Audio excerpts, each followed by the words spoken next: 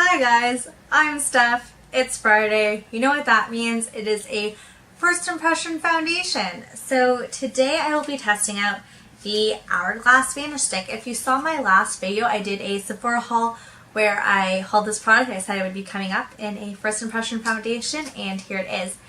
If you want to check out that haul, I will post it down below. And if you're interested in seeing upcoming reviews from that haul, make sure that you subscribe, click the little bell notification so you know when I upload that video. So let's jump into it.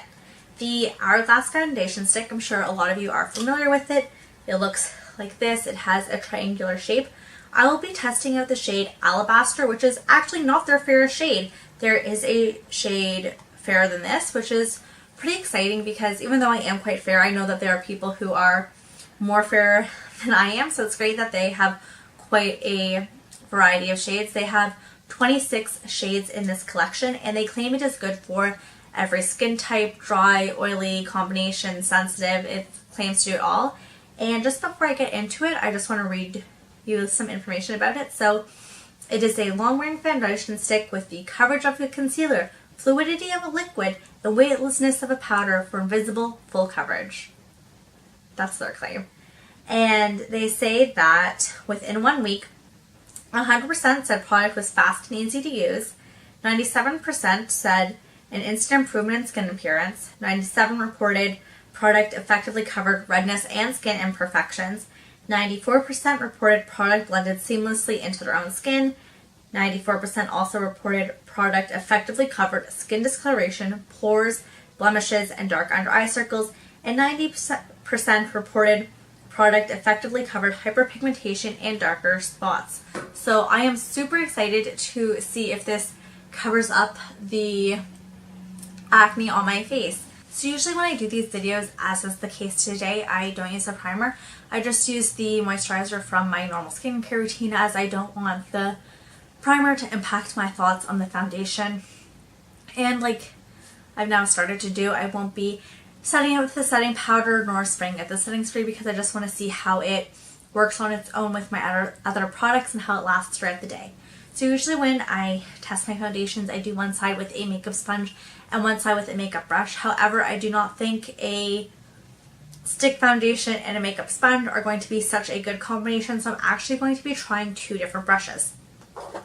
As per usual, I'm going to be trying my paddle brush. This is just from Primark, and then I'm also going to be testing out this mini flawless airbrush from Sephora, and it is their 56.5, and I just thought this might be good for buffing in the stick. So I will now pull my hair back, zoom you guys in, and we will apply the foundation. I also just wanted to add that Alabaster, the shade I am about to try, is described as fair, cool undertone.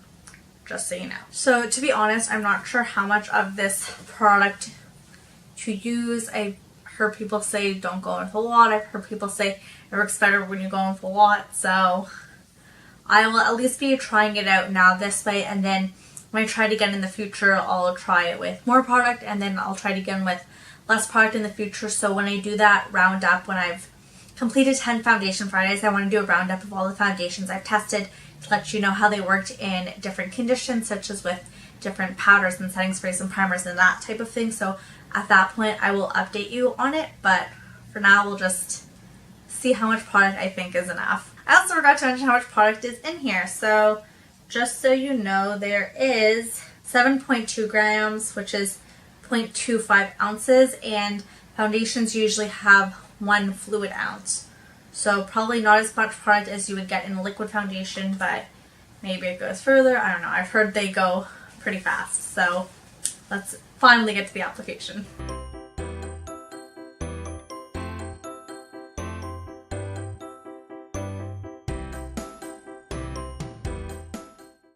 Okay, so this is how much I've decided to put all over my face. Hopefully this isn't too much and I don't look like a crazy person.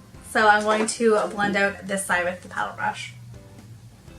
And already when I was just applying it onto my nose, it like went on very slickly. My nose is quite oily at the moment, and that definitely affected how the stick applied to it versus the other areas of my face. So that is interesting. So far, it seems to be blending out like a freaking dream. Do you see this? Do you see how much coverage this is? This is crazy. I am super impressed. Usually, I don't have makeup on already, but I do already have eye makeup on today, so trying to avoid that area, but it does seem to be going on quite nicely, blending out quite nicely. There's no streaks or anything. It's definitely very full coverage. Wow. So as you can see, this is the side that's blended in. It pretty much covered up everything. There is, obviously there's texture coming through, but a little bit of redness, but like you saw what was there before, that is super impressive, and I feel like it is a good match with my neck. I am super impressed with this. Only thing I'm concerned about is it does seem to be quite luminous on my skin, and I thought stick foundations were supposed to be drier and meant for more oily skin, but I don't know, this looks really luminous to me, and that kind of worries me, especially because I do not plan on setting it today. So now we are going to move in and blend out this side with the Sephora 56.5.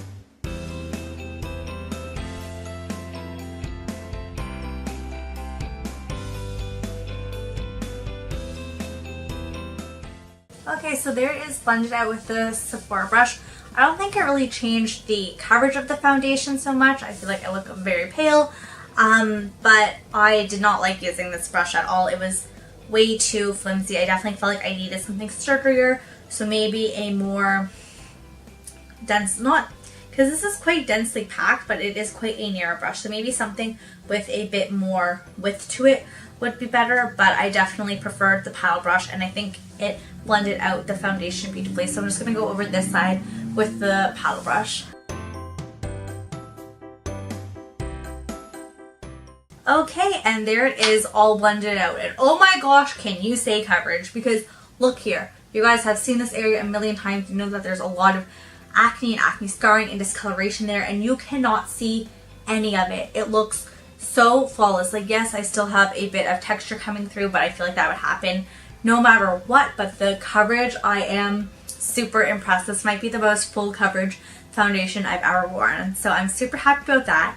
The only thing I'm hesitant about going forward, because I do not plan on setting this, is my oils, because already like my forehead's oily, like over here's oily, my cheeks oily, like I'm surprised, my chin's oily, like I'm surprised how much oil is coming through such a strong coverage foundation. But you know what, this feels so lightweight. Like even though it is full coverage, I just applied like a stick to my face, it does not feel like it. It feels so light and not even noticeable, so very happy about that. I'm going to put on the rest of my makeup, let you know how this foundation worked with my other products, just the face products, clearly my eyes are already done, and I will get back to you and let you know what I'm thinking. I feel like my face products went on so seamlessly. The bronzer, the blush, the highlight, it all just went on so easily. There was no stickiness or skipping or patching or anything, and considering I didn't set this and it was a stick foundation, I kind of expected it to be a little sticky and hard for powder to just go right on top of it.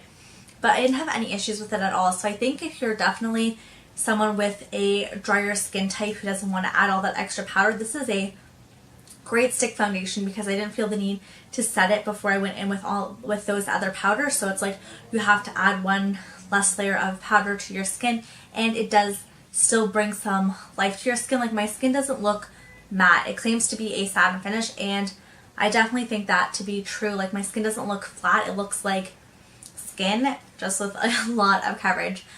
My only thing is that I don't notice it settling into my fine lines or anything, but on my forehead, I'm quite an expressive person. I raise my eyebrows a lot.